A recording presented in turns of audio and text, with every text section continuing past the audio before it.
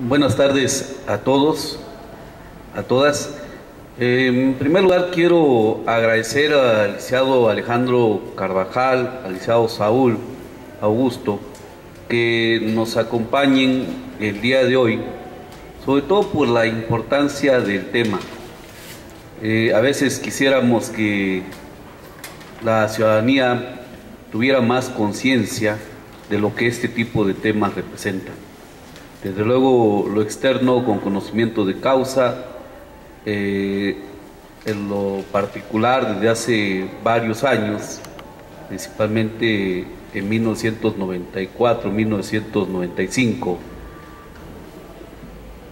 su servidor inicia aquí en Oaxaca cuando la crisis bancaria, con la defensa de usuarios, pero derivados de la crisis de las instituciones de crédito.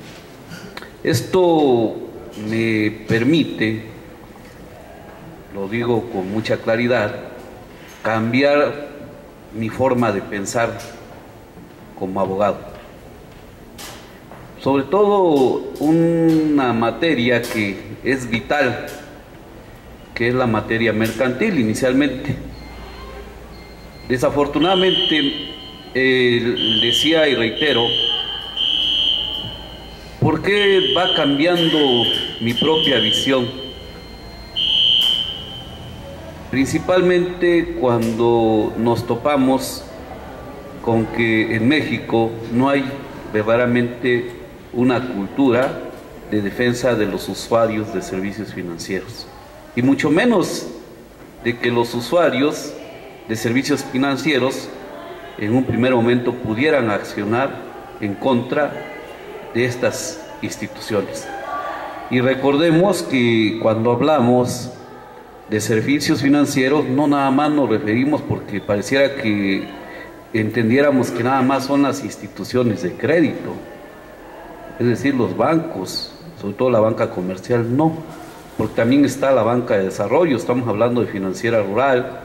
En un momento también que Oaxaca tiene una crisis muy grave en relación a los temas de las denominadas cajas de ahorro, por un lado. Pero también últimamente el fenómeno se acentúa en relación a los créditos con el Infonavit, con el Fobiste, con la SOFOMES, con la SOFOL. Pero es evidente que estos temas, sobre todo a las grandes empresas, como son las televisoras, no les conviene darles difusión, ¿no? Y el impacto, recordemos que también hace unos días se publica, ya entra en vigor la ley federal del trabajo, con temas como el outsourcing, entre otros más, ¿no? Bueno, pero dicen cómo se relacionan, tienen una relación, y voy a explicar un poquito esta parte en mi experiencia, cómo empieza uno a hacer el análisis jurídico de estos temas, ¿no? Fíjense que curiosamente en 1994, cuando se da la crisis, bueno, nosotros se culpaba por un lado al ejército zapatista, el error de diciembre, la muerte de Colosio, ¿no? Todo un contexto político, social, económico en México. Pero curiosamente, en 2 años anteriores, el fenómeno privatizador se presenta desde la misma ley agraria. Se perdió de vista este punto. Antes de que surgiera la ley agraria como nosotros la conocemos, la ley agraria se denominaba Ley Federal de Reforma Agraria, y que tenía características muy especiales para los comuneros, para los ejidatarios, es decir, ellos no podían enajenar, no podían gravar sus bienes, porque la ley lo prohibía.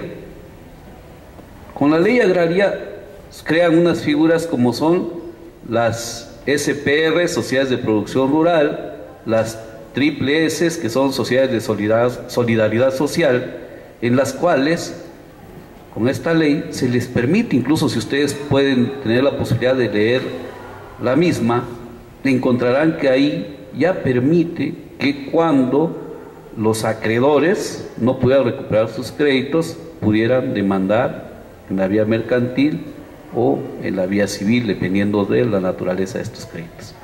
Es una situación que no se previó, no se analizó en su contexto. Aquí en Oaxaca tenemos el problema de, incluso en la región del Istmo, por un lado.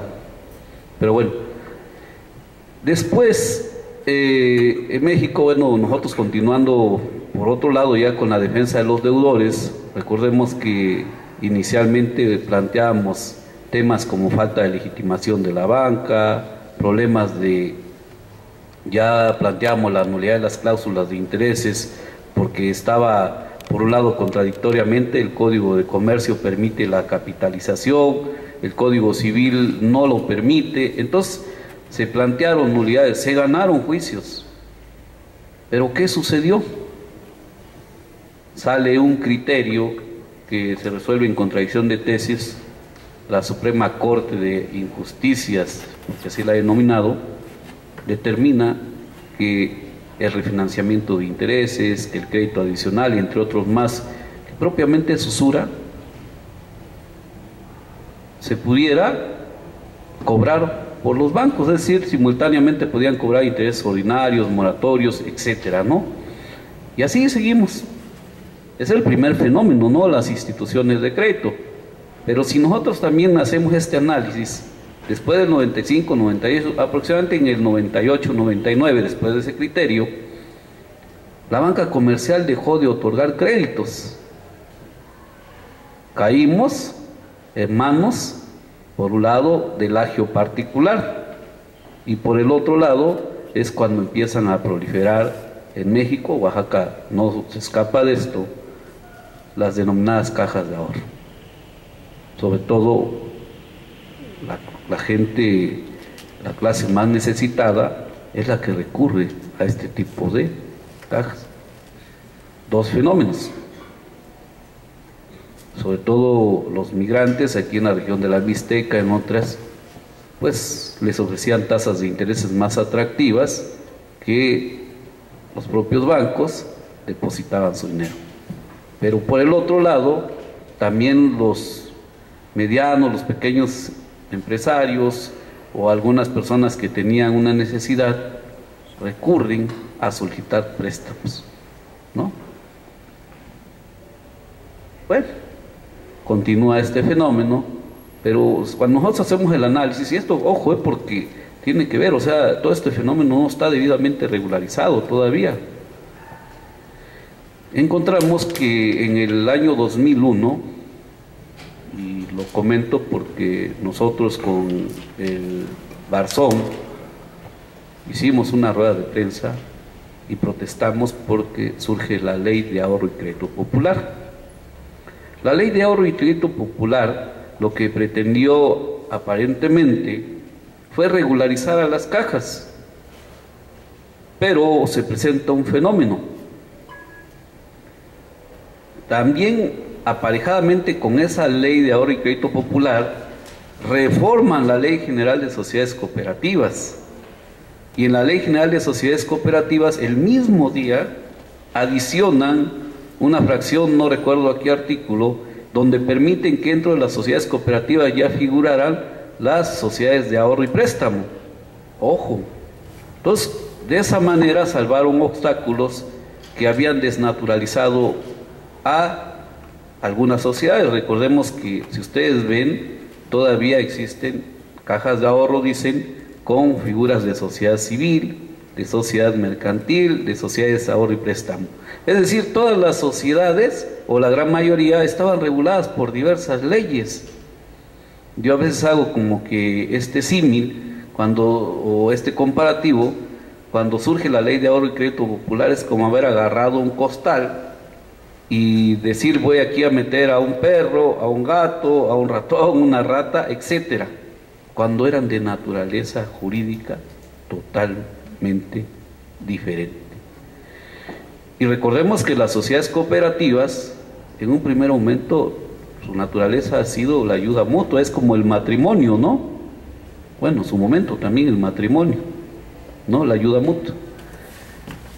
Y pues bueno, desafortunadamente se dan este tipo de fenómenos ¿Qué hacemos como Barzón? Bueno, desde 1994, 95, bueno, por un lado lo comentaba el licenciado Alejandro Carvajal, era la resistencia civil. Los abogados, pues sí, realmente, y como sigue sucediendo en el país, lamentablemente, es una situación de que no estamos preparados para brindar asesorías en cuestiones de carácter financiero.